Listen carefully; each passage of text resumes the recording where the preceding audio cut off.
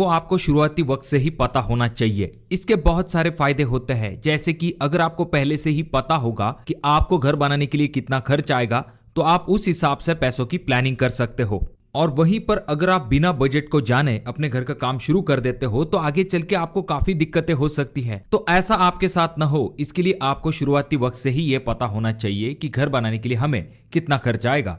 तो आज का ये जो वीडियो होने वाला है इसमें हम 1000 स्क्वायर फीट घर को बनाने के लिए कितना खर्च आ सकता है इसके बारे में डिटेल से देखने वाले हैं। अब इस वीडियो में हम 1000 स्क्वायर फीट घर बनाने के लिए कितना खर्च आएगा ये तो जानेंगे, साथ में हम ये भी जानेंगे कि इस घर को बनाने के लिए हमें कितने क्वांटिटी में मटेरियल लगेगा और उसके ऊपर हमारा कितना खर्च होगा, जिससे कि आपको घर बनाते समय काफी मदद मिलने वाली है। तो सबसे पहले अगर हम बात करते हैं कि ये जो घर हम 1000 स्क्वायर फीट देखने वाले हैं ये किस तरह का घर होगा, और ये घर जो है सिर्फ ग्राउंड फ्लोर पे होगा, यानी कि एक मंजिला घर का बजट जो है 1000 स्क्वायर फीट का वो हम देखने वाले हैं। उसके बाद अगर हम लेआउट के बारे में बात करते हैं तो ये जो घर है ये 2 BHK होगा, यानी कि इस घर के अंदर आपको मिलेगा एक पोर्च, एक लिविंग रूम, एक किचन, 2 बेडरूम और साथ में घर के अंदर होगा एक टॉयलेट, एक बाथरूम और अंदर के तरफ से स्टेयरकेस। तो ये लेटेस्ट जो आरसीसी फ्रेम स्ट्रक्चर बनाए जाते हैं, यानी कि कॉलम और बीम का इस्तेमाल यहां पर किया जाएगा, जो कि आज का सबसे भरोसेमंद और सुरक्षित कंस्ट्रक्शन तरीका है। उसके बाद अगर हम बात करते हैं दीवारों के बारे में, तो आरसीसी फ्रेम स्ट्रक्चर होने की वजह से हम क्या करेंगे, बाहर के तरफ 9 इंच मोटी दीवारें लेंगे। उसके बाद अंदरूनी जो दीवारें है वहां पर हम 4 इंच के ऑप्शन की तरफ जाएंगे। अब 9 इंची का फायदा यह होगा कि आपको बाहर के तरफ अच्छा इंसुलेशन और ज्यादा मजबूती मिलेगी, और अंदरूनी दीवारें अगर हम 4 इंच की रखते हैं तो इससे हमारी जगह और जो पैसे हैं वो बच जाते हैं। रही बात फ्लोरिंग की, तो विट्रीफाइड टाइल इस्तेमाल की जाएगी और कुछ जगह पर ग्रेनाइट का इस्तेमाल किया जाएगा, जैसे कि आपकी स्टेयरकेस, विंडो, डोर फ्रेम ऐसी जगह पर। यानी कि आप ऐसा मान के चल सकते हो कि गड्ढों की खुदाई से लेके आपके घर का जो पेंटिंग वर्क है, यानी कि स्टार्ट से लेके फिनिशिंग तक आपके घर का कॉस्ट जो है ये इस वीडियो में निकाला जाएगा। अब बात करते हैं ये जो आपका घर है इसके लिए आपको सबसे पहला मटेरियल चाहिए होगा, जो कि है सीमेंट। तो देखिए दोस्तों, सीमेंट जो है वो 1000 स्क्वायर फीट के लिए आपको 450 बैग से लेके 500 बैग तक लग सकती है।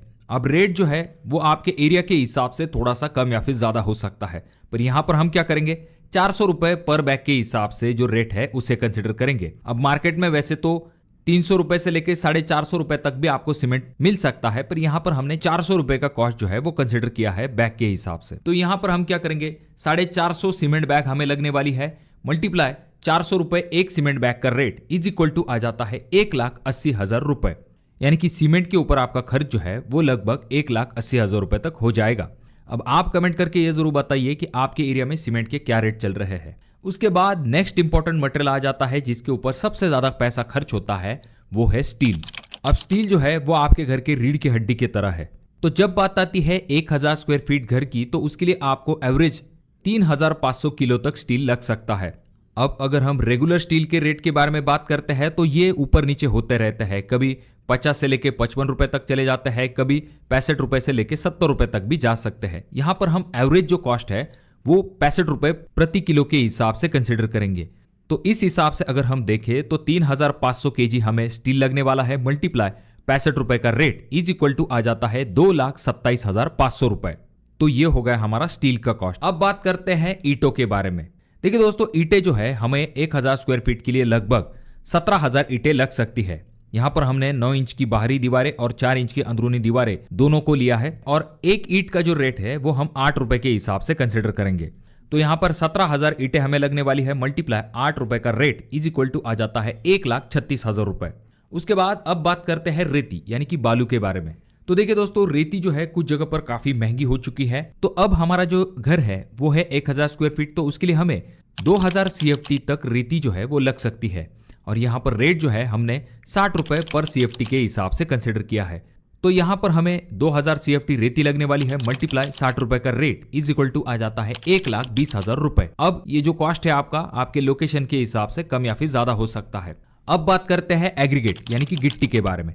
तो गिट्टी हमें 1000 स्क्वायर फीट के लिए लगभग 1500 CFT तक लग सकती है, और रेट अगर हम 45 रुपए पर CFT के हिसाब से कंसिडर करते हैं तो 1500 मल्टीप्लाई 45 इज इक्वल टू आ जाता है 67,500 रुपए। तो ये हो गया हमारा गिट्टी का कॉस्ट। अब दोस्तों बात करते हैं नेक्स्ट आइटम के बारे में, जो कि है टाइल्स। आपके घर के अंदर जो टाइल्स लगाई जाती है वो आपके फ्लोरिंग से लेके पोर्च के लिए यहाँ तक कि बाथरूम की वॉल टाइल होती है, किचन की वॉल टाइल होती है। तो इन सभी का कॉस्ट आपको कंसिडर करना पड़ता है। और रेट यहाँ पर हमने क्या किया है, फ्लोरिंग के लिए आप जो टाइल लगाने वाले हो उसका कॉस्ट हमने 45 रुपए से लेके 50 रुपए पर स्क्वायर फीट के हिसाब से कंसिडर किया है, जिसमें कि आपको काफी अच्छी क्वालिटी की टाइल जो है वो मिल सकती है। तो इस हिसाब से अगर हम देखें तो टाइल के ऊपर हमारा जो लगभग कॉस्ट है वो 70,000 रुपए तक हो सकता है। अब आपको लग रहा होगा कि टाइल का कॉस्ट जो है यहाँ पर थोड़ा सा कम आया है, तो यहाँ पर टाइलिंग वर्क में और एक इंपॉर्टेंट चीज आ जाती है जो कि है ग्रेनाइट, जिसका की कॉस्ट अब हम देखने वाले हैं। तो यहाँ पर हमारा जो ग्रेनाइट है वो बहुत सारी जगह पर इस्तेमाल होता है। अब बहुत सारे लोगों को इसकी क्वांटिटी कम लगती है, तो इसका मतलब यह नहीं कि इसका खर्च कम होगा, क्योंकि ग्रेनाइट जो है पहली चीज इसका रेट ज्यादा होता है और इसके फिटिंग चार्जेस जो है वो भी ज्यादा होते हैं। तो रही बात इस ग्रेनाइट की, तो आजकल हम अपने किचन काउंटर टॉप के लिए इसे लगवाते हैं।